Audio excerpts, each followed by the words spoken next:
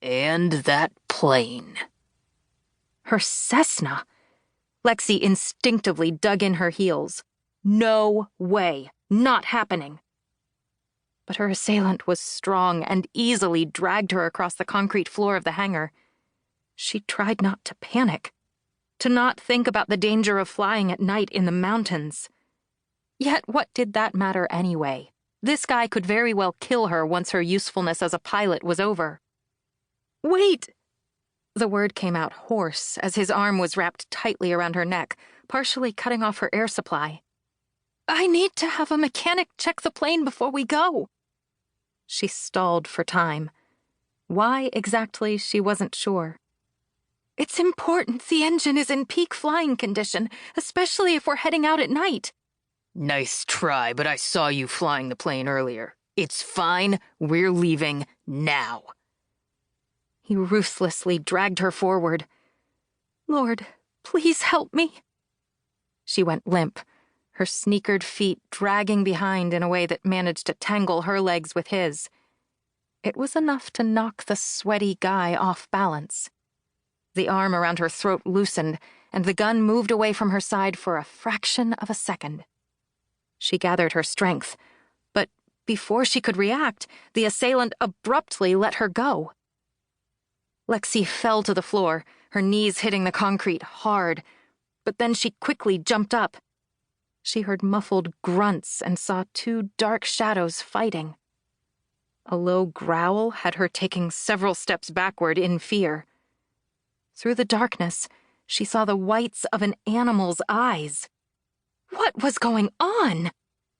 Suddenly, one of the men groaned and slumped to the floor, while the other jumped up and raced out of the hangar. The dog continued to bark and growl, giving chase to a point, but then stopping near the open hangar doorway. The dog wheeled around and ran back to the man on the floor. Lexie felt certain the man who reeked of body odor was the one who'd disappeared outside, but the news wasn't entirely reassuring.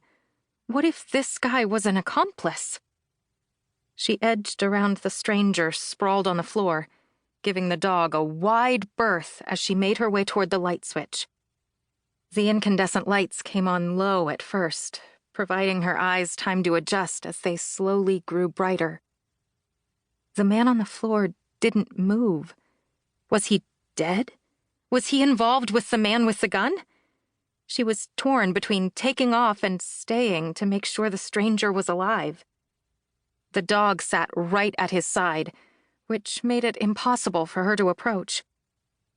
"Good doggy," she said in a weak voice. "Nice doggy. Don't bite me, okay?" The dog licked the stranger's face. The man let out a low moan and finally lifted his head. What happened? "You tell me." Lexie eyed him warily. "Who are you? What are you doing here?" The man managed to sit up. He stroked the dog, calming the animal. "Ma'am, are you okay?" "I'm not the one on the floor," she pointed out. "Yeah." He put a hand to his head for a moment, then staggered to his feet. She noticed he had a backpack with him, yet he didn't seem like a hiker who'd wandered in. He was a bit unsteady as he stood there, looking around. Finally, he met her gaze. "I'm Chris Fuller with the Rocky Mountain Canine Unit." He shifted the backpack and lightly rested his hand on the dog's head. "And this is Teddy, my partner." Lexie loved dogs, but nothing about this scenario was normal. Now that the animal had stopped growling, the brown and white spaniel appeared friendly enough. She crossed her arms over her chest, chilled despite the mild June temperatures. Finding two strangers in her hangar in the span of a few minutes was frightening. Chris Fuller was well over 6 feet tall and wore casual black jeans paired with a black t-shirt covered with a bulky black vest.